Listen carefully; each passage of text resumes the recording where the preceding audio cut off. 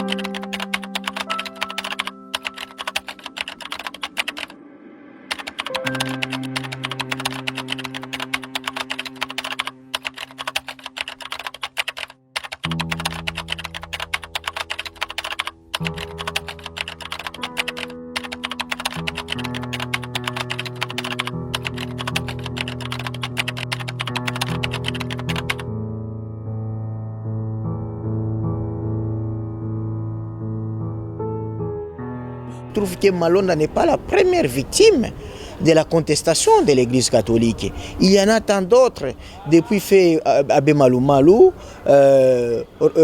Révérend Mulunda et aussi Corneille Nangaa. Et sur le plan aussi politique, le président Joseph Kabila, en 2006 comme en 2011, il a été contesté par les cardinaux de l'Église catholique. L'actuel président Félix Tshisekedi, sa victoire a été contestée.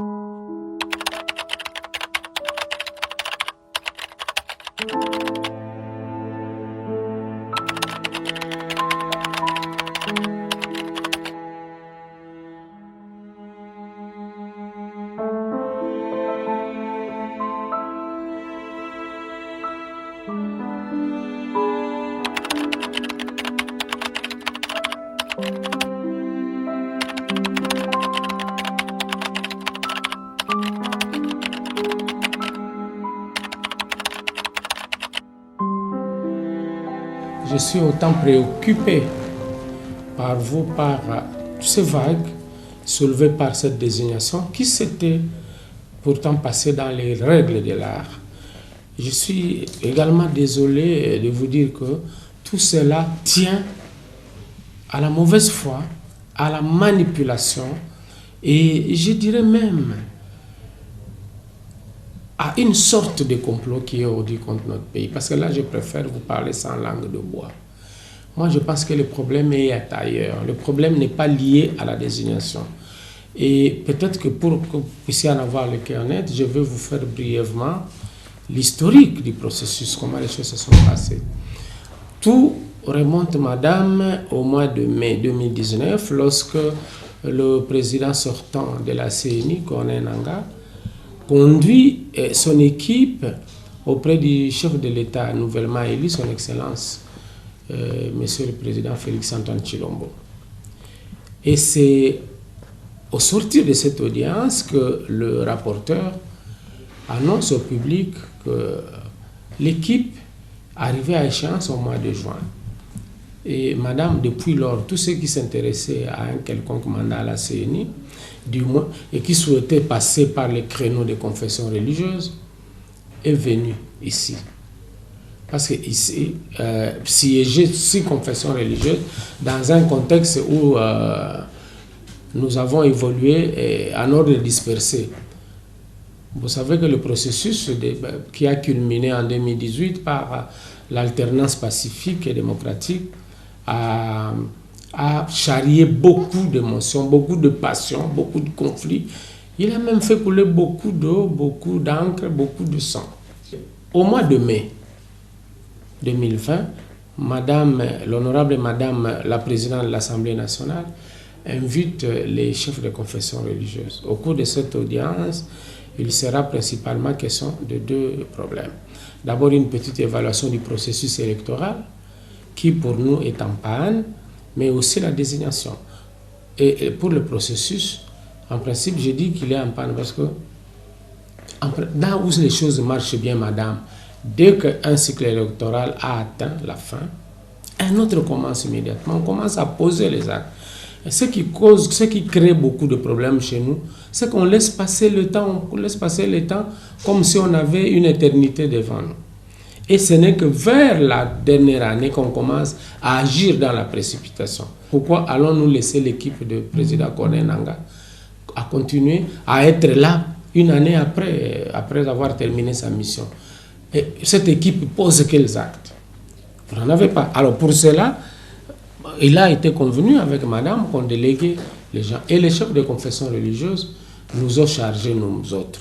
Parce qu'il y a des organes là-bas, il y a la plénière des chefs où nous accompagnons les chefs, mais il y a un secrétariat technique où nous siégeons, qui est dirigé par M. l'abbé Donatien Cholet.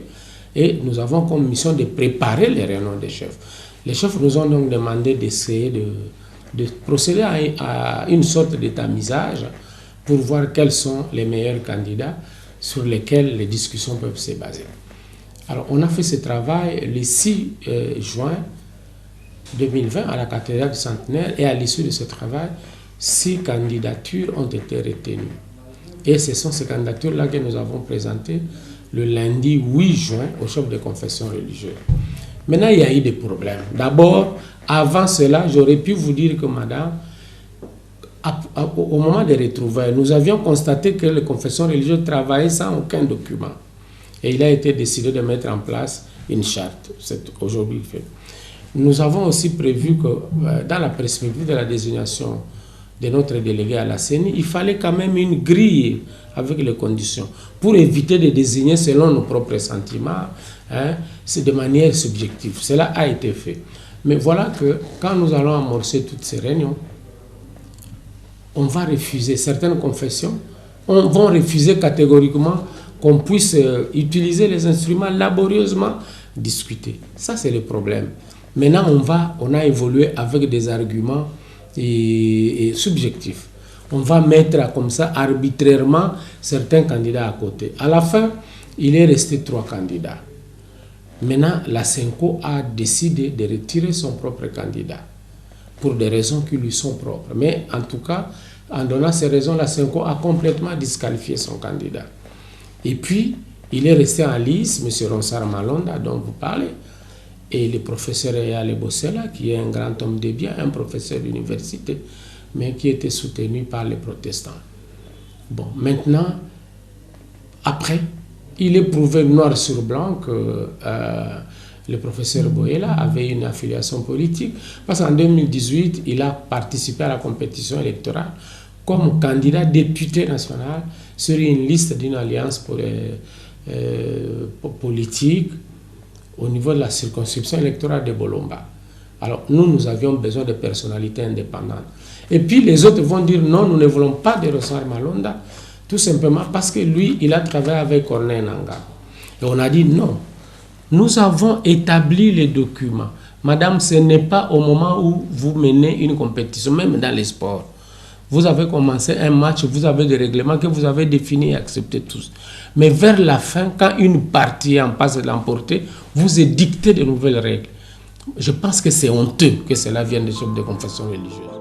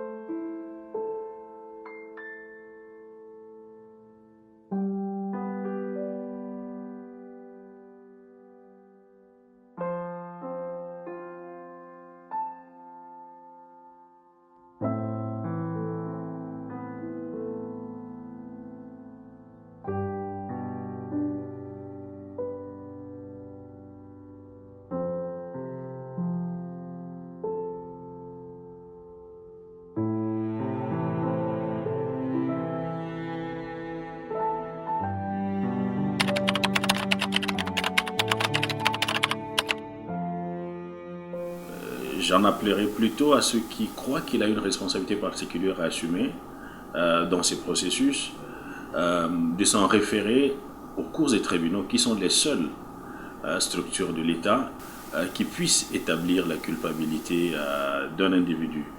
Et donc, parler de sa responsabilité personnelle sans le démontrer, sans le faire démontrer par la justice, relèverait de la violation du principe de la présomption d'innocence, et ça constituerait à la limite un acharnement.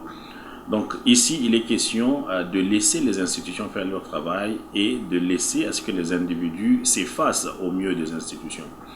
Autre chose, c'est qu'en fait, en termes de responsabilité, et c'est le principe qui a été pratiquement adopté pour toutes les institutions d'appui à la démocratie, notamment aussi au Conseil supérieur de l'audiovisuel et de la communication, on peut bien considérer que les individus ont été membres des institutions, mais quitte à établir leur responsabilité pénale, ce n'est pas dit parce que leur action est prise dans le cadre de l'institution et donc la responsabilité est partagée entre tous les membres. Encore qu'il reste à établir cette responsabilité parce qu'il ne s'agit pas pour les individus de se faire à la fois juge et partie. Les individus épris de sens de justice devraient aller saisir les instances compétentes pour que ces instances statuent sur les responsabilités, qu'elles soient individuelles ou collectives, au cas où finalement elles s'avéreraient, pour que ces individus, sur base d'un jugement juste, définitif, soient peut-être à la limite écartés de du schéma de leur sélection pour être membres de l'institution. Et donc, tant que ces personnes jouissent de leur présomption d'innocence, il n'est pas permis à quiconque de formuler des accusations et de croire qu'elles sont définitives ou qu'elles sont pertinentes du seul moment qu'elles viennent de qui que ce soit, les princes de l'Église ou les politiques.